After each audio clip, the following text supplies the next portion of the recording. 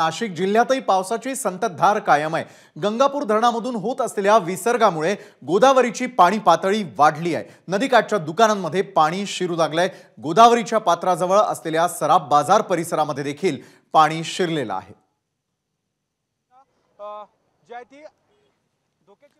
तर दोन महत्त्वाची दृश्य आपण एकाच वेळी पाहतोय। त्यामध्ये पहिलं म्हणजे रामकुंड परिसरातील मंदिरांमध्ये देखील पाणी शिरायला सुरुवात झाली।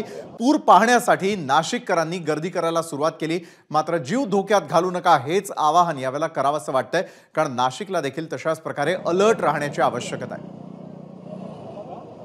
शुभम बोडके आपले प्रतिनिधी या संदर्भात अधिक माहिती देत आहेत। शुभम, आपण नाझीम मुल्लांकडून पुण्यातली परिस्थिती खरं तर जाणून घेतलेली होती। आता नाशिकमध्ये काय परिस्थिती आहे, किती मोठ्या प्रमाणात पाण्याचा विसर्ग देखील सुरू आहे? नक्कीच विशाल, सकाळपासून मोठ्या प्रमाणात पावसाला सुरुवात झाली आहे। त्यामुळे नाशिकच्या गंगापूर धरणातून गोदापात्रामध्ये टप्प्याटप्प्याने पाण्याचा विसर्ग केला जातोय। 6 वाजता जवळपास 6000 क्युसेक पाण्याचा विसर्ग केला जात होता। आता 8 वाजता देखील जवळपास 8000 इतका पाण्याचा विसर्ग केला जाणार आहे। आपण जर सध्या नाशिकच्या गोदापात्रामध्ये जर बघितलं तर जवळपास छोटी मोठी मंदिरे हे पाण्याखाली गेले आणि जो दुतुंड्या मारुती आहेत त्याच्या जवळपास छातीपर्यंत पाणी लागल्याचं पाहायला मिळते। अनेक मंदिरं आहेत ते देखील आता पाण्याखाली जाण्याची शक्यता आहे। छोटे मोठे पूल आहेत ते देखील पाण्याखाली जाण्याची आता आपण पाण्याखाली गेल्याचं पाहायला या ठिकाणी बघतोय।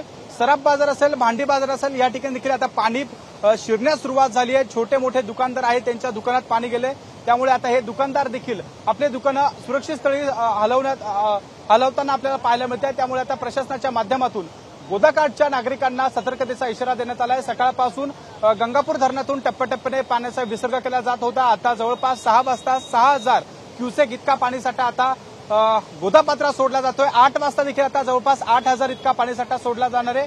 त्यामुळे पावसाचा जोर कायम आहे। त्यामुळे गंगापूर धरणातून देखील टप्प्याटप्प्याने जो आहे तो पाण्याचा विसर्ग गोदापात्रात केला जाईल। त्यामुळे आता कुठेतरी गोदावरी नदी आहे ती दुथडी भरून वाहते आपल्याला पाहायला मिळते। यामुळे नाशिकच्या गोदापात्रामध्ये जे पाणी आपण बघतोय, रामकुंड परिसर संपूर्ण पाण्याखाली गेल्याचं एकंदरीत हे चित्र पाहायला मिळत आहे।